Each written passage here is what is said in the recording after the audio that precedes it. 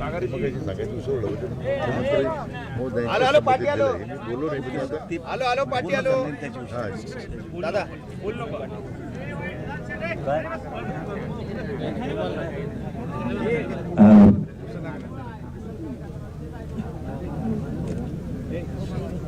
सरकारचं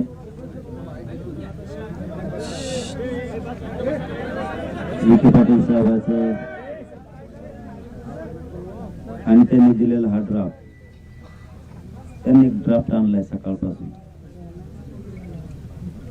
आणि त्यांनी ड्राफ्ट आणला की आपण पण अभ्यासक बोलवले सगळे उभं राहिले सगळे अभ्यासक आहेत यांच्यावर देण राहू दे रे बाबा. हे आ म्हणले जाता उद्या नाही म्हणते म्हणून सांगतो. हा भाई गप्पड गप्पड आगे छे ना आता बाहेर टाकून बसले कुठून मागे दुकान तुम्हाला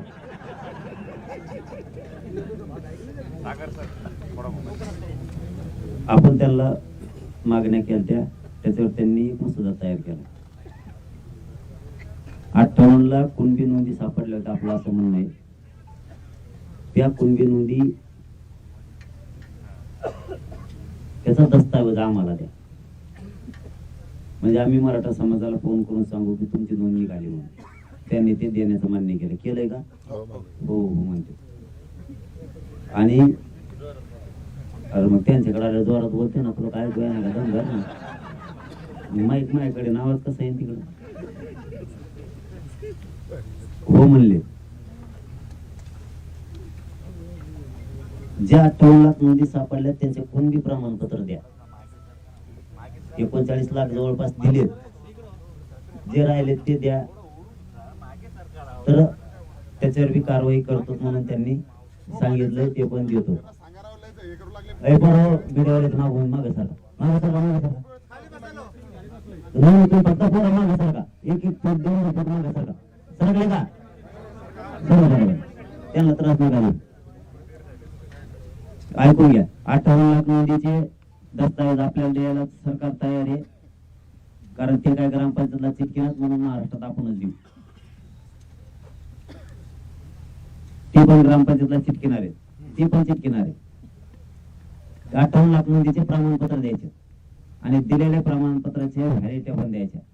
त्याच्यावर 15 दिवसाला ते एक कमिटी करून लक्ष ठेवणार आहे. तर अहवाल आयुक्ताकडून घेत राहणार आहे. विभागीय आयुक्ताला महाराष्ट्रभरातल्या विभागीय आयुक्ताला सगळे आयुक्त जे असतील त्यांचे 5-6 त्यांच्यावरती ती जबाबदारी. एक विषय क्लिअर झाला आता 58 लाख नोंदीचा. त्याचे प्रमाणपत्र देणार व्हॅलिडिटी पण देणार आणि ते दस्तावेज आपल्याकडे येणं लय गरजेचं आहे. म्हणजे आपल्या लोकांना सांगता येईल. आपल्या लोकांना मोडी वाचता येत नाही. मराठीत जर ग्रामपंचायत लावली ते म्हणून मुकली निघली. हे म्हणतात अर्ज करीत नाहीत. त्याला मुळीच वाचता येणं केड बिडी ते धरलेलं त्याला काय कळणार त्याचं नाव आहे म्हणून. त्यामुळं आपण ते त्या नोंदीचं अभ्यासकाकडून त्याच्याकडून आपण त्या सगळ्या राज्यात देऊ आणि ग्रामपंचायतला सरकार पण द्यायला लागलं. म्हणजे आपलं एक काम ते सुटसुटीत झालं. थांबा ना टाळ्या आधीच असतात काय येडगांडीच आहे का तुम्ही.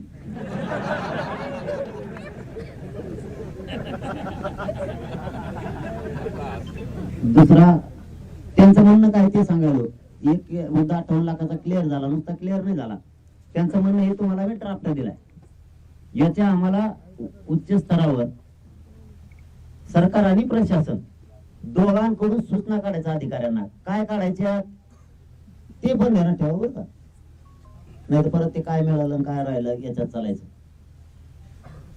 58 लाख नोंदी त्याचे प्रमाणपत्र न दिल्यास संबंधित अधिकाऱ्यावर निलंबनाची कडक कारवाई करण्यात येणार. ह्या सूचना ते देणार आहेत ना. म्हणजे ते बी घाबरेल ना.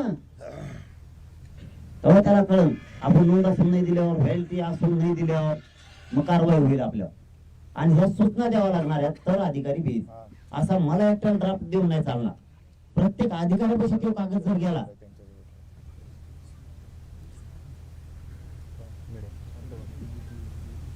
तो जर अधिकाऱ्यांकडे गेला तर आपले लोक दाखवते हे सरकारने काढलेले सूचना आहेत याप्रमाणे काम करचाल. आणि आपल्याला जर ड्राफ्ट दिला तर ते म्हणतील ते तुमच्या ठरलेले सरकारचं तुमचं ऐकणार नाहीत अधिकारी. म्हणून हे सरकारला सरकारचेच आदेश वरिष्ठ अधिकाऱ्याचेच आदेश संबंधित अधिकाऱ्याला गेले तर ते काढतो. ते काढतो म्हणते हे का वरचा झाला. दुसरा, हैदराबाद गॅझेटियरनुसार जातीचे प्रमाणपत्र देण्यात यावे कुणबी जातीच्या. तर त्यांनी एक SOP तयार केली, म्हणजे नियमावली, सुलभता थोडी, जर किचकट असेल तर सुलभता आणायला त्याच्यात. तर SOPतला वेळ आपल्याला कळत नाही. आपल्याला एवढंच कळतं हैदराबाद गॅझेटियर आहे, त्याच्यात मराठीच्या नोंदी येतात आणि त्याप्रमाणे मराठवाड्यातल्या मराठ्याला कुणबी प्रमाणपत्र द्या.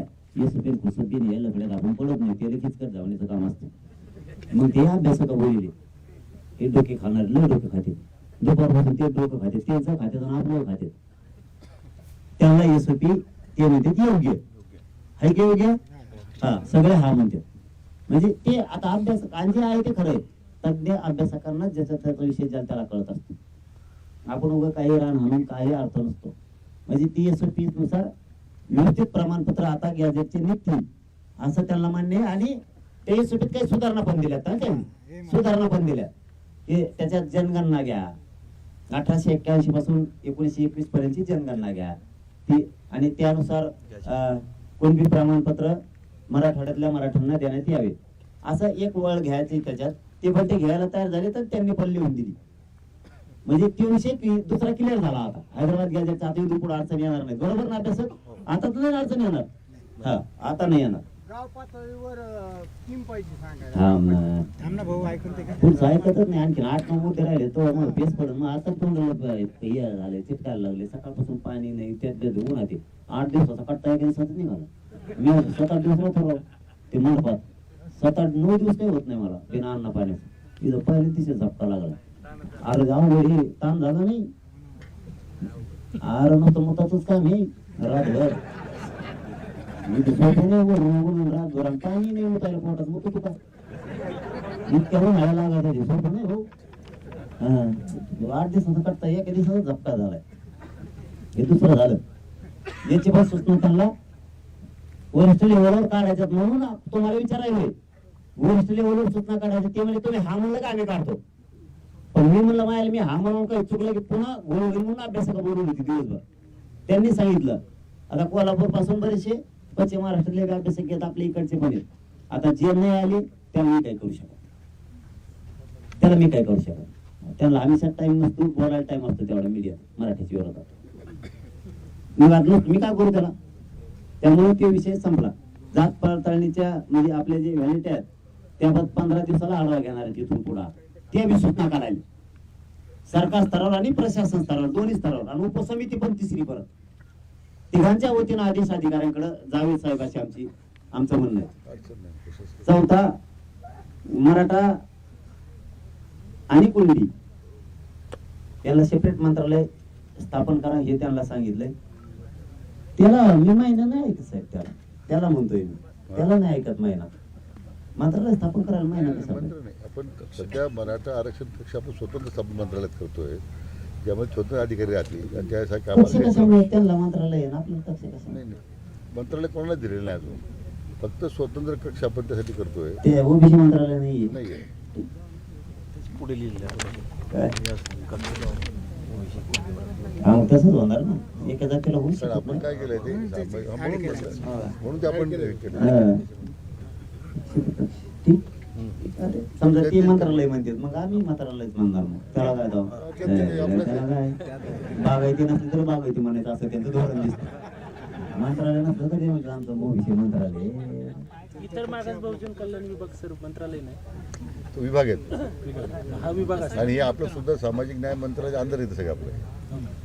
त्यामुळे आपण त्यात फक्त आपण व्हेरिफिकेशन करून मागतो स्वतंत्र कक्ष करा म्हणून. नाव भाजपने ठेव, आपण डोकं लावण्याला नाही करू, तो बसवा आपल्याला. नाही तर काय, आपल्या बलिदान केलेल्या कुटुंबाचं 15 दिवसात ते निधी देतो म्हणते. नोकऱ्याचं नाही, नोकऱ्याचा उल्लेख बी काय केला आपण. जवळजवळ सगळ्या एक 32 MSRTCला केलं आहे महामंडळाला एस टी. बाकी आपले पुढे महामंडळ नको म्हटलं होते STचे. म्हणून आम्ही आता MSDCL म्हणजे वितरण कंपनी आणि आणि महावितरणचा जी आर काढा तो करतो मी. कधी नाही, याच्यात लिहिलं काय नाही. नाही, ते त्यांच्याशी ऑलरेडी ना हे केलंय ना MIDC ठराव घेतलाय आपल्याला कम्युनिकेट केलं ना आपण डिपार्टमेंटला कळवलंय पण. MIDCने ठराव केला आहे की आम्ही बाकी घ्यायला पब्लिश तयार नाही आहोत. आहे ते. एका मुलीला नियुक्ती भेटली जातात ना नांदेडच्या MIDC. पब्लिश नाही आहे. माझ्यापर्यंत नाही, नाही. नाही, तो ठराव तुम्हाला पाठवून देतो पाहिजे. कुटुंबापर्यंत ते गेलं नाही ना. ते शेवट ठीक कुटुंब आहे कसं म्हणतात मागेल? नाही. अहो, त्यांचं तर आम्हाला याच्यात एक गोष्ट कमी मिळाली तर चालत. त्यांचा करता पुरुष गेला घरातून. कोणी नाही राहिले त्यांना आधार म्हणून लेकर बाळ उघडं. ते काय आहे, आपली मुलं इस्तेमाल नको म्हटल्यानंतर मग आम्ही थोडं पुढाकार घेऊन उदय सामंतांना म्हटलं MIDCत घ्या तर त्यांनी मान्य केलं की MIDCत घेतो म्हणे आम्ही. त्यांनी ठराव केला बोर्डाचा घेण्याबद्दल. अशा ग्रह चौकशी अमक तमक हे अशा आढावा बैठका मोडी लिपी अभ्यासक EWS पोरांचं विद्यार्थ्यांनी निवड झालेल्या विद्यार्थ्यांचं MIDCचा ठराव आहे. न्यायमूर्ती संदेश समितीला 1 वर्षाची मुदतवाढ सारथी संस्थेमार्फत राबवण्यात येणाऱ्या योजना त्याही पूर्ण सुरू करतात म्हणून त्यांनी सांगितले. त्याच्या सूचना काढतो आम्ही. फक्त तुम्ही हो म्हणा या ड्राफ्टवर असं म्हणणं आहे. अण्णासाहेब पाटील विकास महामंडळाचे जे विषय आहेत ना त्याच्यात ते व्याज परताव्यासाठी बी ते तरतूद करतोय असंही आता ते सूचना काढतील. आपण त्याला हो म्हणल्याशिवाय ते म्हणजे सकाळपासून आम्हाला तुमच्यामुळे सूचना काढता येणार. तुम्ही हो म्हणले का आम्ही काढतो असं म्हणणे. आता असे पाटील 13-14 मुद्दे आहेत. पाटील हा MIDCचा ठराव केला त्यांनी घेण्याबद्दलचा. औद्योगिक विकास महामंडळ आणि महावितरण. म्हणजे बलिदान केलेल्या कुटुंबाचा जी आर काढलाय का ठराव आहे.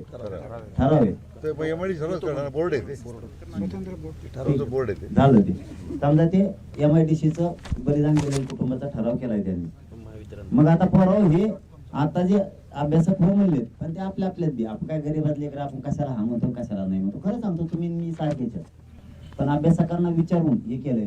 सरकारचं असं म्हणणं आहे की ह्या ज्या मागण्या तुम्हाला आता वाचून दिल्या ध्यान राहिल्या सगळ्याच्या मग ते म्हणले आता याच्यावरती सूचना आधीच काढत होता आम्ही काढायचं सांगायचं का? आपली मान्यता मग आता ते काढल्याशिवाय तर तरी कसं मिळून आपल्याला घेतलं ना आता सगळ्यावरच सांगितलं. आत्महत्येमध्ये आपण एक प्रताप सरनाईकला लेटर दिलं होतं ते काय एखादी मुलगा आहे वारलेला आणि मुलगी आहे तिचं लग्न झालं तर ते कन्सिडर करून घ्यायचं.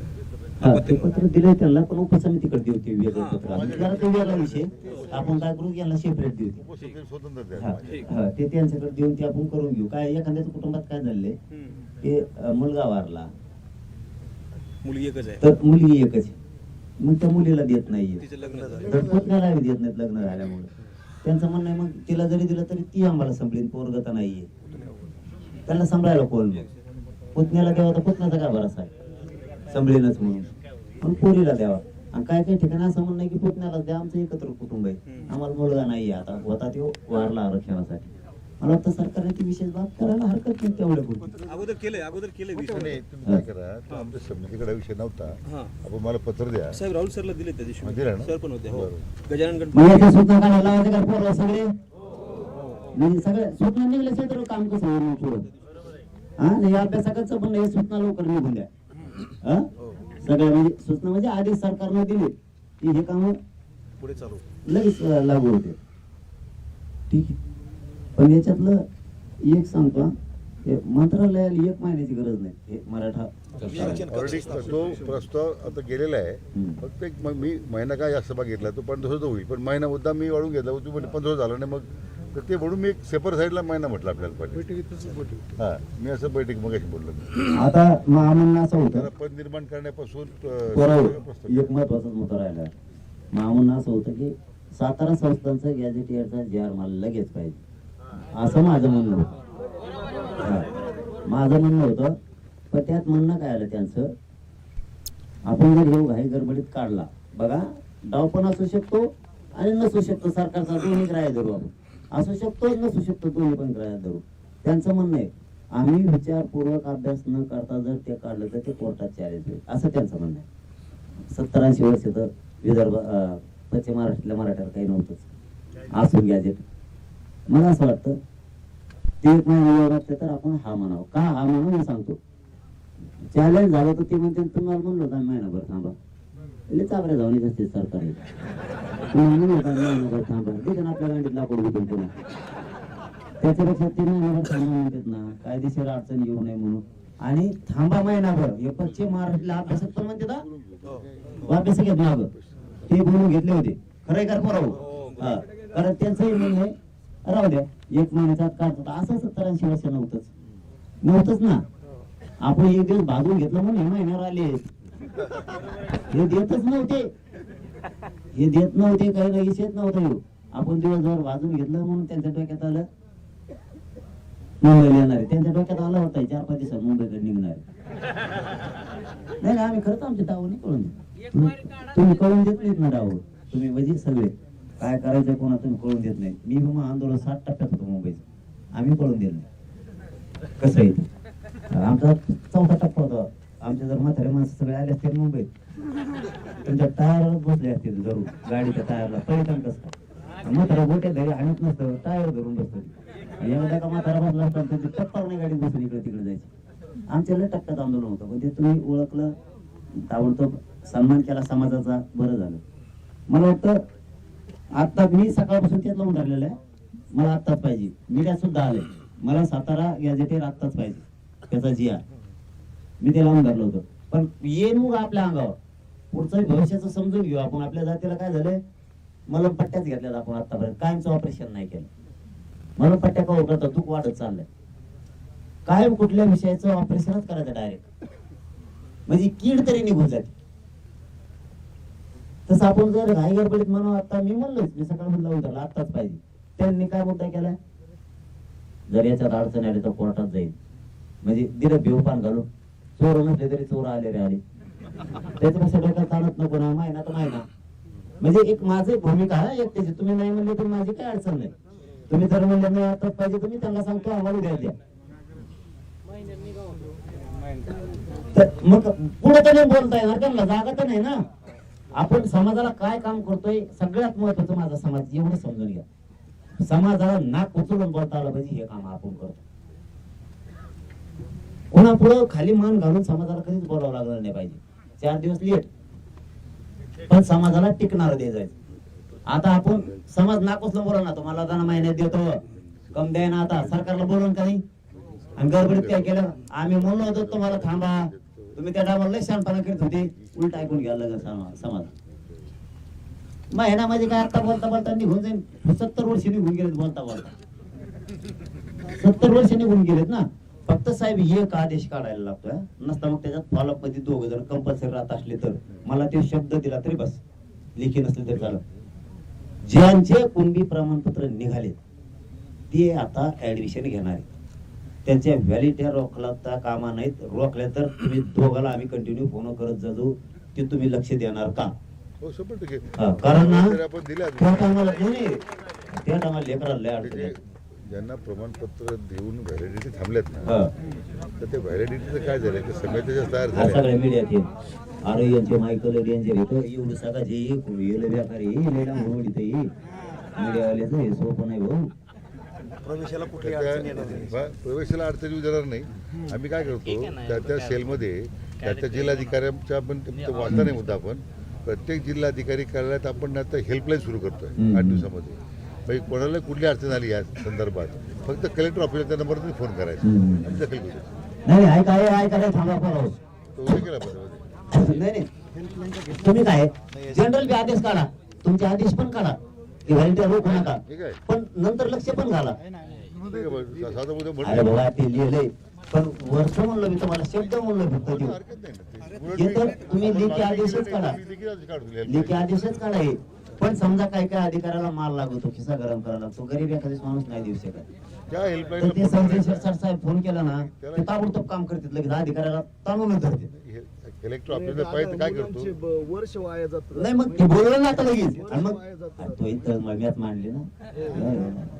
आम्ही माझं म्हणणं काय, पोराने ऍडमिशन घेतलं तर व्हॅलिडिटीमुळे त्याची नोकरी जाते आणि शिक्षण जातं, तिथे जाऊन देऊ नका. पुढं असं करू, हेल्पलाईन नंबरला आपण कलेक्टरकडे देतो आरडा करू नका. आणि समितीचा अध्यक्ष म्हणून माझी एक हेल्पलाईन नंबर देतो, काढतो स्वतः. खाली बसू नका, बरोबर भरवू नका, ऐकू घ्या का बस.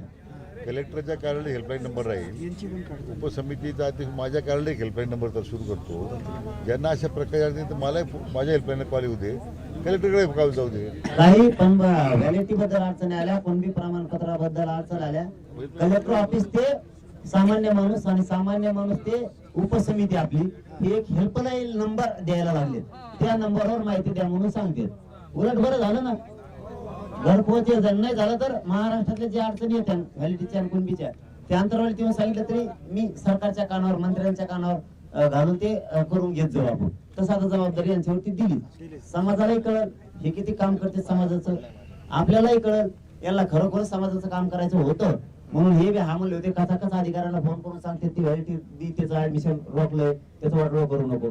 म्हणजे समाजाच्या उपयोगाला ह्या लोकांनी यावं एवढीच आपली पण अपेक्षा ती येतील पुढे अशी आशा ठेवू. 6 महिन्याची आता मग सांगून त्यांना सूचना काढा म्हणून, कारण सूचना सरकारच्या काढल्याशिवाय काय. अरे हो मी मत होत राहिलो, अरे अरे असं कसं. व्हॅलिडिटीला 6 महिन्याची मुदत वाढ ऍडमिशनच्या नंतर मागच्या 2 वर्षात तुम्ही जशी देऊन दिली. बर मुदत वाढ देश सांगायची हा, 6 महिने. मागाई दिली होती ना. हा, दोन्ही वर्षी दिली दादा. या सरकारनं या सरकार पुन्हा एकदा अर्ध्या. अरे बरं, ऐका हे जे काय दिलेले ड्राफ्ट दिलेलं आहे ना आपल्याला सूचना काढायचा. हे जे ड्राफ्ट दिलेलं आहे ना सूचना काढायचा, हे जे ड्राफ्ट दिला त्यांना आता आदेश काढायचा, आत्ता काढायचा किंवा उद्या सकाळी सकाळी काढते किंवा आत्ता काढते केव्हा काढते मला नाही माहित. हे काढता येतं पण हे सगळं देवेंद्र फडणवीस साहेबांनी सांगितलं बरं का काढा म्हणून. ते म्हणले आम्ही विचारून घेतले म्हणलं ते आड पडत कोणा त्याला विचारलं ते नाही ते खरं आहे ते उघड वाचा नको.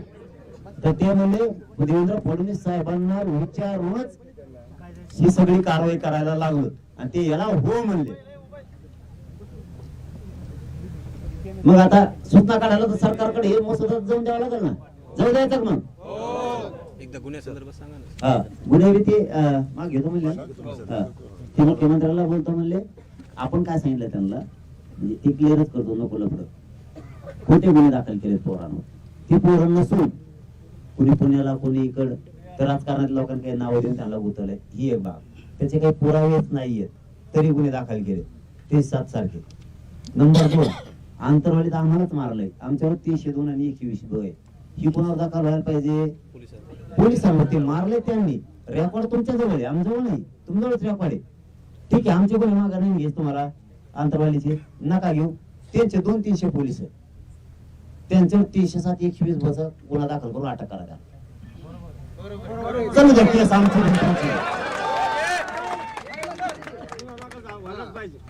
नसता आमच्यावर ते खोटेच आहेत ना मग आम्हीच मार खाऊन राहावं. तुमचीच आई बहीण आहे ना ती काय सरकारचीच आहे ना, तिच्यावर जर गुन्हे दाखल असं कसं होऊ शकतं. आणि राज्यातले जे गुन्हे आहेत हे गुन्हे प्युअर खोटे करून दुसरेच गेलेत. हे राजकारणी करून गेले. मी त्याचं कार्यालय फोड त्याला मी फोन केला मग कार्यालय फोडा ते मला हा ना त्याच्या कार्यालय गोटे.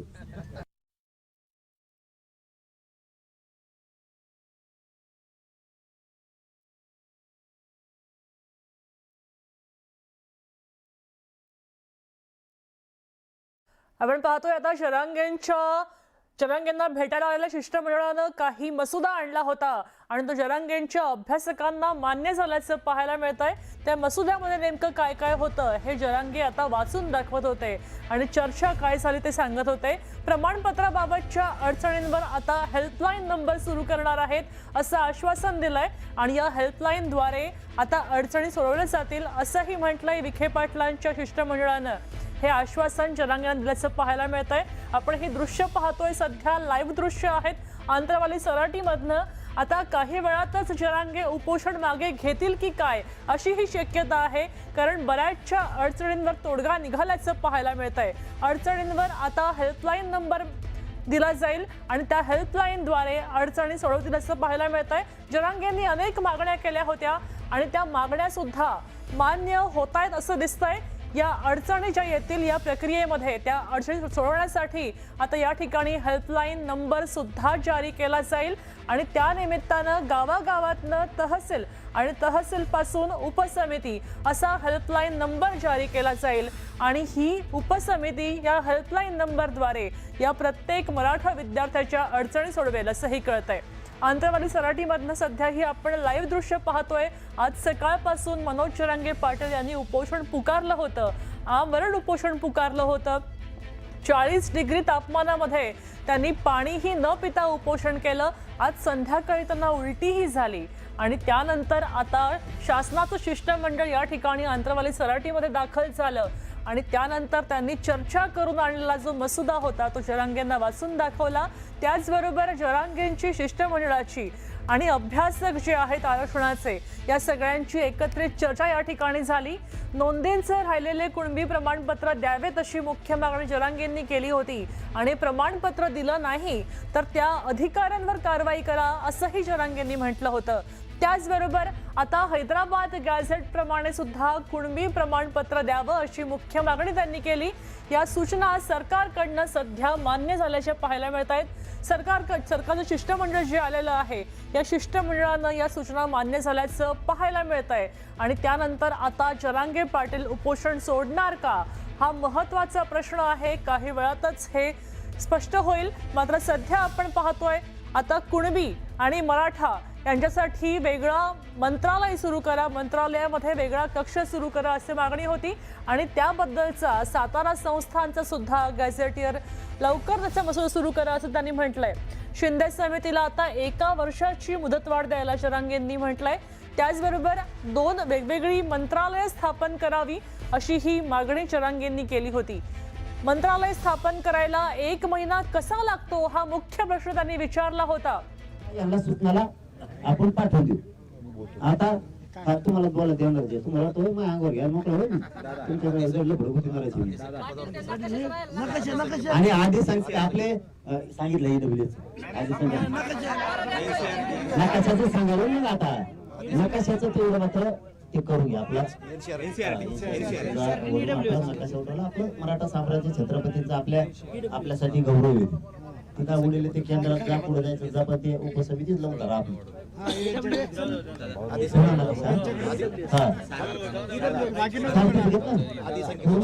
पूर्ण योजना सुरू करतात म्हणलेच ना आता हे सूचनाला जाऊन देऊ. त्यांचं काय म्हणणं आपण ऐकून घेऊ. ओके त्यांचं म्हणणं ऐकून घ्या म्हणजे आपल्याला पुढची आपली भूमिका ठरवायची आंदोलनाची भूमिका ठरवायची. तेच सांगते ना तुम्ही पुढं पुढे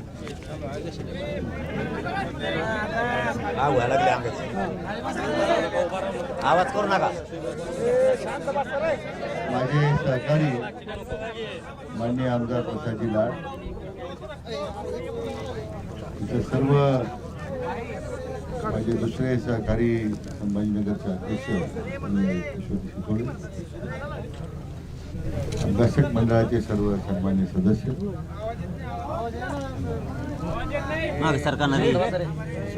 अविरतपणे समाजाच्या प्रश्नाकरता संघर्ष करणारे संघर्ष योद्धा मान्य जरांगे पाटील, उपस्थित सर्व जमलेले सर्व कार्यकर्ते, समाजाचे सर्व माझे बांधव भगिनी आणि पत्रकार मित्रांनो,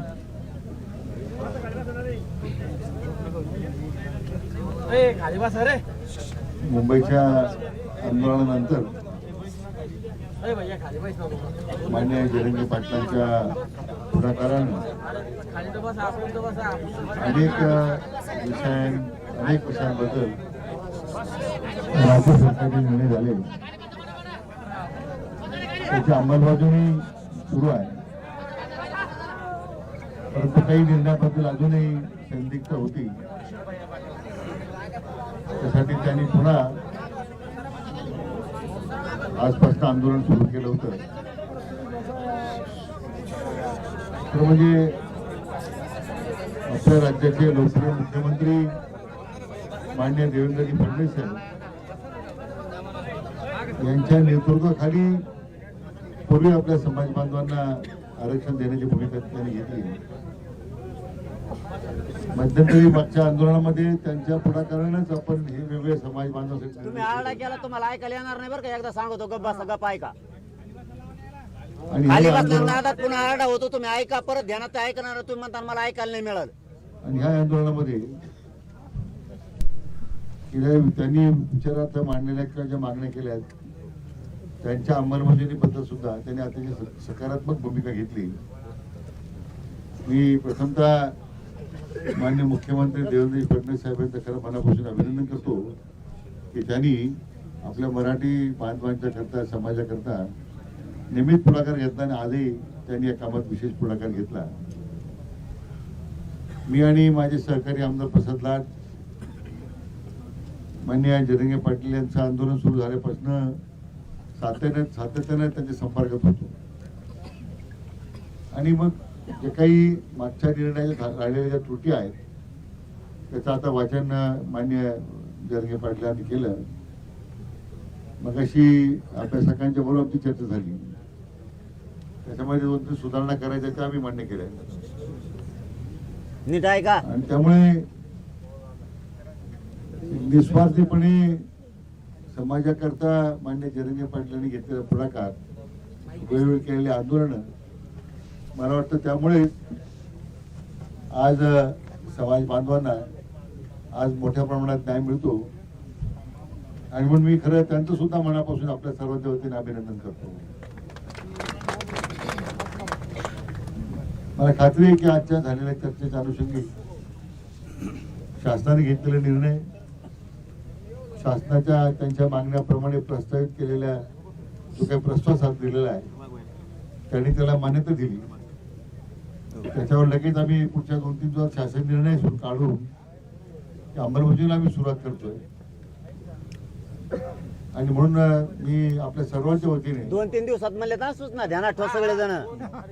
जरंगे पाटील साहेबांना मनापासून धन्यवाद देतो की मी आणि प्रसाद लाड आम्ही या संबंधित केलेली आम्ही जी काही सातत्याने चर्चेमध्ये आम्ही त्या बाबतीमध्ये केलेली जी कार्यवाही आहे त्याला माननीय जरंगे पाटलांनी त्याला संमती दिली.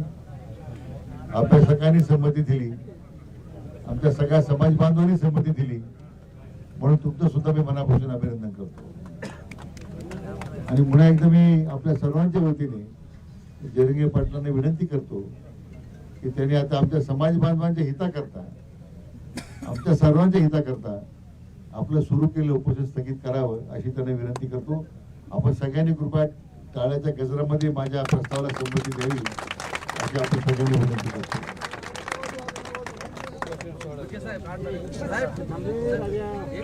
काय करायचं पोरं? थांबा 1 मिनिट थांबा 1 मिनिट आला कोणा एक विनंती आहे, याच्यानंतर 5 जण उपोषण करायची वेळ येऊ नका. मला ही कळकळीची आमच्या घरात लागत असतं उपोषण करा. तुमचा जीव आहे ना खरं उपोषण करून करावं लागत असतं मला आम्ही उपोषण तुमच्यासाठीच करतो मी. तुमचं प्रेम खरं बघा तुम्ही म्हणताना मला इथून पुढे उपोषण करूच नका पण मला तुमच्यासाठी करावं लागतं. आता 1 मिनिट ऐका सगळेजण गोल करता 1 मिनिट ऐकू ऐका रे बाकीच्या पोरांचा प्रॉब्लेम तुम्ही त्यांना ऐकायला नाही गेलं. शांत बसा 1 मिनिटासाठी. आपण काय करू आता ते म्हणलेत ना 2-3 दिवस म्हणलेत ना 2-3 दिवसात GR काढतो. तुम्ही राहिल्याऐवजी मी आमच्याकडे तुझा मंडप सुरू करतो. नाही असं करू नका. मग काय पाटलं तर विश्वास ठेवा तुम्ही आम्ही एवढीच विनंती आहे. बरं चला ठीक आहे त्यांचं म्हणणं आहे.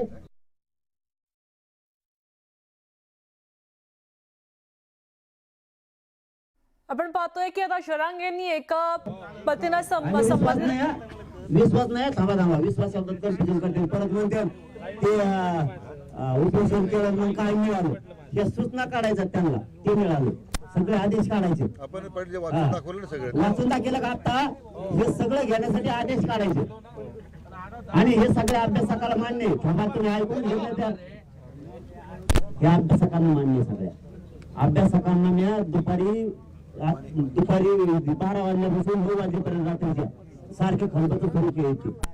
सगळ्याच्या संमतीनं ठरले जेव्हा ते म्हणले सरकार तेव्हाच आपण मुख्यमंत्री म्हणले ना विशेष करून त्याच्यात देवेंद्र फडणवीस साहेब मुख्यमंत्री म्हणून पुन्हा नाव घ्यायचं मागं पुढे त्यामुळे ते सांगतात सगळ्या सूचना काढते बघू नाही तर पुन्हा उपोषणला बसतात काय त्याला येऊ मग आता सोडायचं का आता सोडायचं का नाही? थांबा रे, गप्प बसा. थांबा रे. अरे थांब ना. काय म्हणणं आहे तुमचं? आणि मग मी सोडायचं की विचारतो तर नाही म्हणतो. काय धंदा झाला? मी काय विचारलं, उपोषण सोडायचं का? नाही म्हणतो. नाही तेच म्हणतो, आयुष्यात करू नका.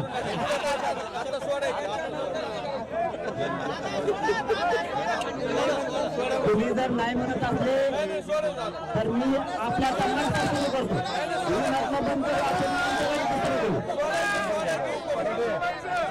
हो साहेब, ऐका पोरं, ऐका येतो पाटील साहेब. फक्त धोका नको समजलं एवढंच माझं म्हणणं आहे. कारण पोलीस साहेब अडचणी आणून नाही, आडवं पडू नये एवढं माझं म्हणणं आहे. खाली बसवा की.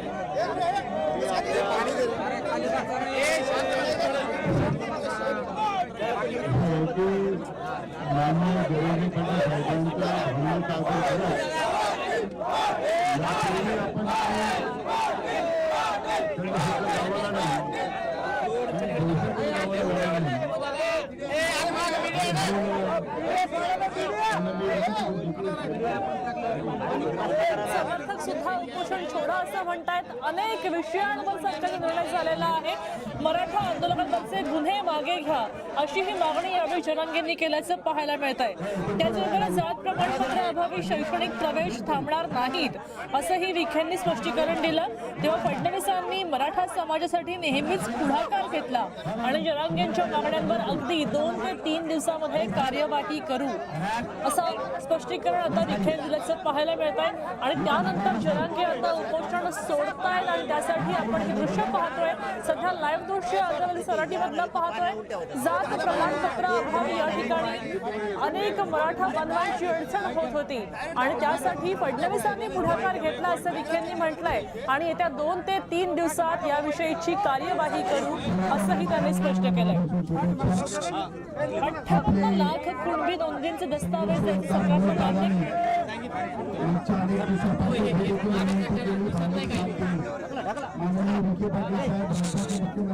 मान्य त्यांच्या मागण्या मान्य केल्या आणि दादांनी आमची मनापासून इच्छा होती की दादांनी उपोषण करू आणि त्यांना आम्ही ती साथ घातली, ती त्यांनी मान्य केली. त्यासाठी मी मनोज दादा तुमच्या मनापासून आभार मानतो. आपण माझ्यावरती जे प्रेम केलं त्यासाठी पण मी तुमचा आभार मानतो आणि तुमचा शब्द फुकट जाणार नाही याची मी राहतो. फक्त मुख्यमंत्री साहेबांना आडवं पडू नका. पोरं एक शांत आहे का रे? एक मागणी राहिली आपली. मागणी नाही विखे पाटील साहेब आणि तुमच्याकडे मन नाही महत्वाचं मन नाही. मागणी नाही त्याच्यासाठी उपोषण नाही. मी हे नंतर सांगतो ते पुढे करा. आता आडालावर तुम्ही माग झाले तर सांगा थोडं ऐसा का माग एक विषय सांगत राहिला तेवढा समाजाला कळलं ना. मी ते नंतर सांगणार आहे. ही मागणी नाही पुन्हा गैरसमज नको. एक जण आहे माझ्या विरोधात आणि मी त्याचे आमची दोघांची एक नार्कोटिस्ट करायची आता तेवढा आदेश काढा. काय होईल तिथे जर मागणी याच्यात म्हणते उपोषणात नाही. मी वेगळी सांगतो ती आमच्या जरा दोघांचे नार्कोटिस्ट करायची एकदा म्हणजे त्याची तरी जिरण नाही तर मग तरी जिरण एकदा आदेश काढा. पार्टनरने जी जी गोष्ट सांगितली निश्चितपणे आपण त्याची कार्यवाही करू.